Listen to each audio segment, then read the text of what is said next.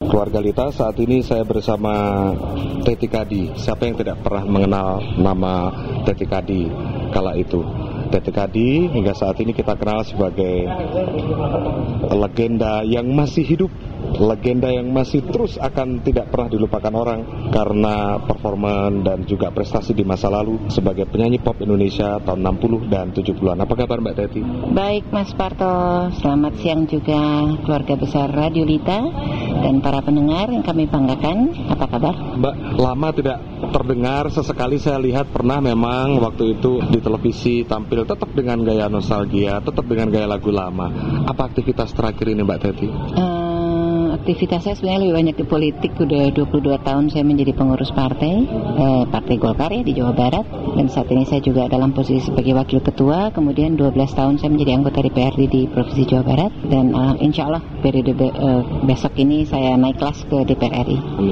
Amin. Mbak Teti, banyak orang yang meragukan kemampuan selebritis artis untuk menjadi wakil rakyat. Kemarin sempat mencuat ke permukaan dan sekarang banyak sekali selebritis muda yang juga mengikuti karir seperti halnya juga Mbak Teti. Sebenarnya frame masyarakat seperti ini salahkah? Kalau mereka punya anggapan, ada artis mah mungkin nggak ngerti apa-apa gitu kan. Tetapi ternyata Mbak Teti cukup dalam tanda kutip langgeng. Dan banyak justru sekarang diikuti oleh selebritis muda gitu loh. Sebetulnya tidak harus diberikan label pemahaman itu hanya kepada para artis. Anggota dewan yang lain pun kadang-kadang begitu masuk pun jeblok. Terus terangnya begitu, karena begini Mas, saya sendiri waktu masuk anggota dewan tahun 97 itu di Komisi E. Jadi kenapa E? Karena Anda seniman, jadi mengurusi seni budaya. Porsi seni budaya kecil, yang paling besar di situ pendidikan, kesehatan, kemudian masalah sosial, pemberdayaan perempuan. Waduh, saya bilang ini 8 sektor sekaligus saya hadapi dalam waktu yang sangat singkat.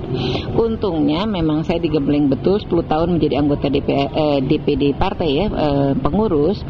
Dari situ kami juga selalu mengkaji berbagai macam permasalahan dari teman-teman, masalah apa yang berkembang dan sebagainya. Jadi tidak terlalu canggung, tapi itu pun juga 10 tahun menjadi pengurus partai pun tidak menjanjikan bahwa dalam waktu 1 tahun saya mengerti semua.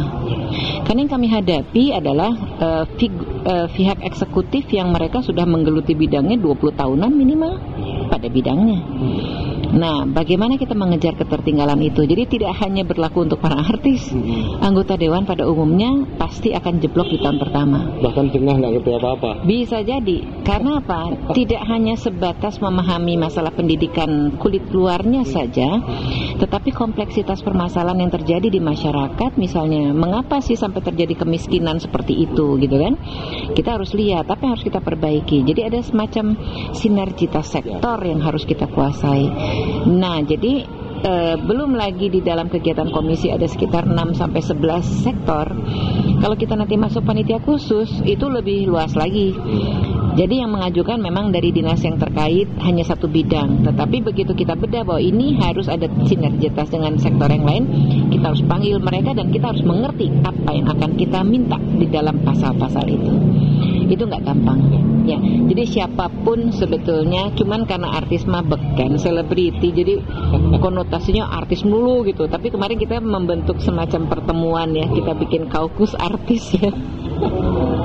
Jadi ibaratnya nanti di situ kan ada yang sudah senior, ada Nurul, ada Miing, ada Komar, ada Mas Aji, ada rata-rata udah senior. Mungkin yang junior nanti kita dampingin gitulah ibaratnya gitu. Jadi dari 11 komisi tinggal kita lihat 17 artis ini mungkin dibagi satu kita kompakan kemarin.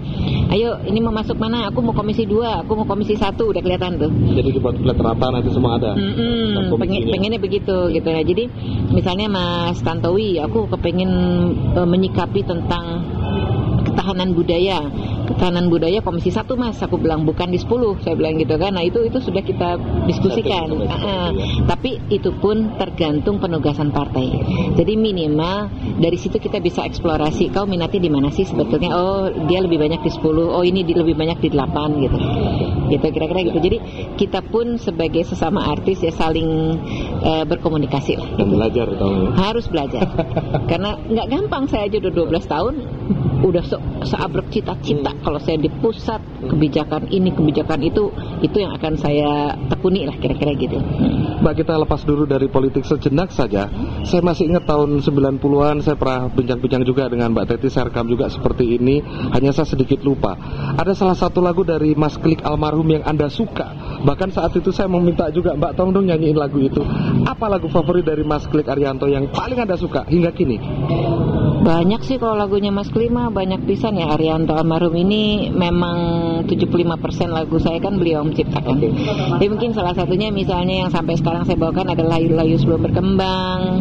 Terus yang menjadi juga ikon saya lah Teringat Selalu gitu kan. Itu tetap aja, jadi di dalam kegiatan apapun kalau disuruh nyanyi masih tetap mau nyanyi gitu. Ya oke aja sebagai hiburan. Karena kadang-kadang juga melepas kejenuhan. Saya juga diminta ke Singapura, ke Kuala Lumpur, itu saya manfaatkan betul, nggak usah mikirin honor, yang penting ada tiket, ada hotel.